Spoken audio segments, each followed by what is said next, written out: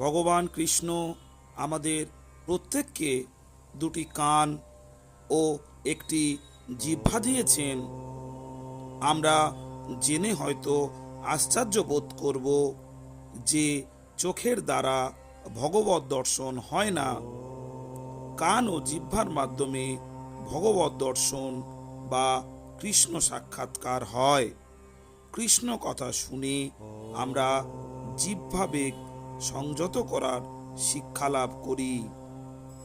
জিহ্বাবেগ সংযত হলে অন্য ইন্দ্রগুলিও সংযত হয়ে যায়। সকল ইন্দ্রিয়ের মধ্যে জিহ্বা হচ্ছে সর্বগ্রাসী ও দুর্দমনীয়, কিন্তু শুধু কৃষ্ণ প্রসাদ সেবা ও হরে কৃষ্ণ কীর্তনের মাধ্যমে জিহ্বাবেগ জয় করা যায়। জড় ইন্দ্রিয়ানুভূতি বা জ্ঞানালোচনার মাধ্যমে আমরা কৃষ্ণকে হৃদয়ঙ্গম করতে পারি না।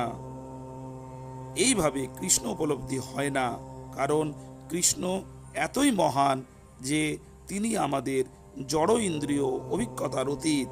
কিন্তু শরণাগতির মাধ্যমে কৃষ্ণকে জানা যায়, তাকে হৃদয়ঙ্গম করা যায়।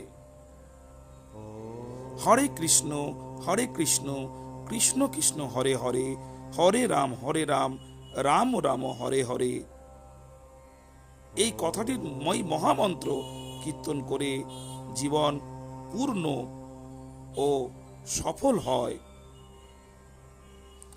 শ্রোতাগণ, যদি এই কথাগুলো আপনার ভালো লেগে থাকে তবে এই ধরনের ভাগবতের কথা শুনতে এই চ্যানেলটিকে অবশ্যই সাবস্ক্রাইব করুন এবং বেশি বেশি করে শেয়ার করবেন, যাতে মানুষের মধ্যে কৃষ্ণ প্রেম জন্ম নেয়।